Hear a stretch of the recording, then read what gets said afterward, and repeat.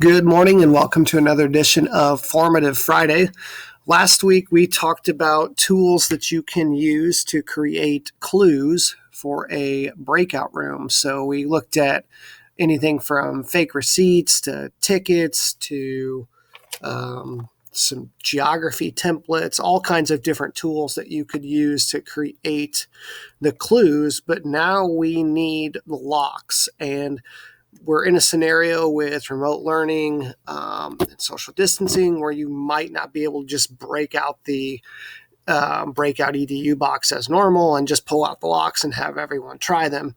We want to do this digitally. So I've set up a Google form, and we've got a timer here that will let our students know how much time they have to solve it. So if they just click play at the beginning, it's going to play a 45-minute timer. And then you can see there's a series of required questions here that match up with the types of locks. So we have text, we have number, directions, shapes, and a few others that I'll show you. So the 4-letter lock here, it tells me that it's got to be all in caps. And if I type in blue, for example, and I try and answer the question, it's going to say that it's required, and I'm not going to be able to submit the answer. So I go to the next one, and it says it's still locked. So I know that that answer is not correct, and the hint says it's what you're trying to open. So let's try lock. So depending on the question, you're going to want to be able to give hints. All these are going to be required. So we can do digits. So you can see that if I type in 4321, it will clear, and then I can try a date lock here. So I've got to put in, if I try 1/1/2000, that's in the form of a date. But if I try and move, again, click on that time lock, the next question, it will tell me that it's wrong. So again, from question to question, it will keep this red highlighting to say, hey, you didn't actually unlock the lock. So we have letter locks, digit locks, date locks, a time format lock that you can do. For the directional lock, it's a little bit more difficult, but I just went ahead and I know the answer, obviously, but I chose to do letter examples of the directions. Normally you'd be scrolling through up, down, left, right through your series of each combination on the lock. And there's not really a way to do that in terms of a required question like this. Shapes and symbols is kind of similar as well. You would have shape wheels in Breakout EDU, but one thing that you could do is you could just go ahead and use the symbols that you would find on a regular keyboard. So keep in mind symbols instead of shapes is going to be easier for our purposes. And then you could even do an emojis lock. So if I type in something random that's not an emoji, it's going to say I have to match the pattern.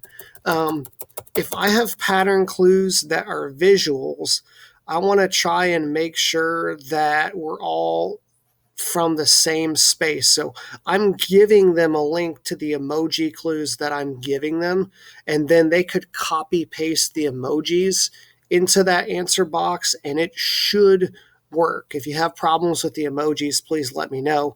And then a color lock, again, normally you would have visible colors, but again, you're probably going to have to use some combination of number codes or letter codes for what would be color locks to answer those questions. So those are the types of locks. This is what your student's going to see.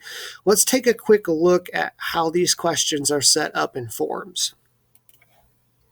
So here we are on the teacher side of Google Forms. This is the form I've created in my Drive.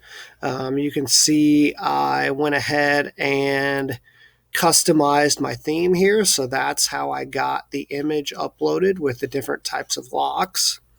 And then I have two different sections, one of the locks and one of the reward for when they finish this breakout. So here's my timer question. And to do the timer, we just went here and inserted a YouTube video that has a 45-minute timer just playing. So that's how the timer works.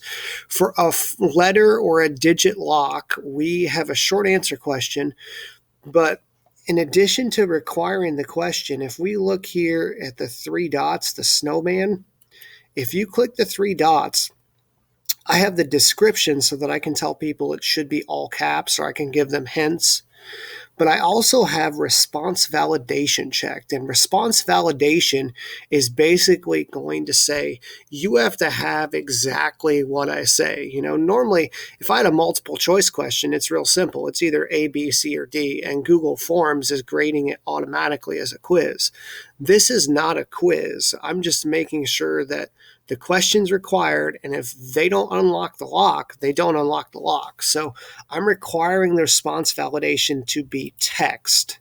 Okay, so it's text. The text has to contain the word lock in all capitals, and I can put in any other combination of lock. I can spell it lowercase. I can forget one letter being capital. If it does not say lock in all capitals, it will not answer that question correctly. The same thing here with the digits, except for this time we have a number.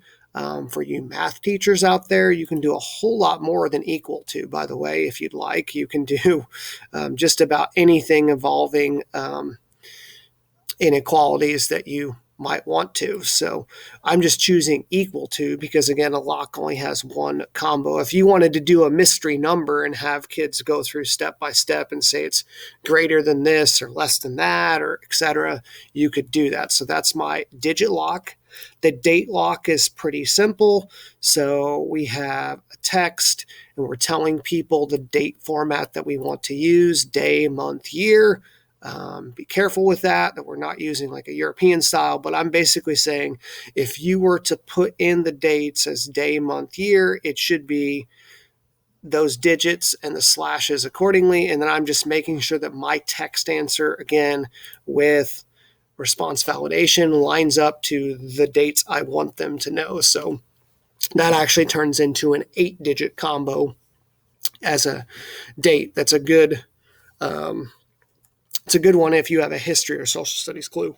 A time lock is possible also because, again, I'm just telling them the text format I want, and I'm also putting the PM directly after the minutes, and I have a whole setup there for how I want them to show the time. Again, so that could be a quote time or date lock, just making sure the text is correct. The directional lock, I did the same. We can say that it's an expression this time. You could do it as text as well. A regular expression will let you do some things with symbols, which we'll get down here to shapes and symbols, but that's directional locks as well.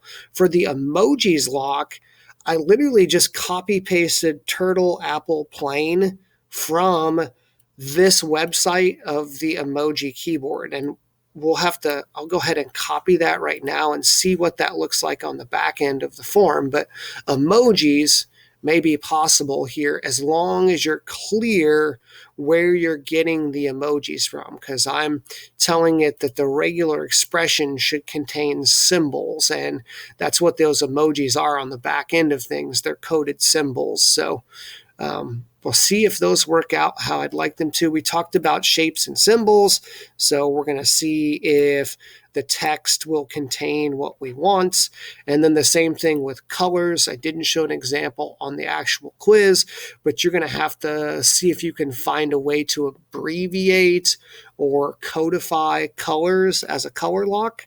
I'm sure there's lots of other examples of different types of locks that you could do with Google Forms questions, but this is a quick overview of how to lock the questions out, so to speak, and to keep them locked using, again, that response validation, validating that the response that the student puts in matches what we're requiring it to be in the actual question. You can think of it as a question by question version of Google Forms, except for that we're not grading point values or anything of that sort. We're just either having locks unlocked in the breakout room or not. So I hope this is helpful. If you need any help at all setting up a digital breakout room, either creating clues or setting up the Google Forms so that you have digital versions of what would be physical locks, please let me know. Have a great day and enjoy your weekend.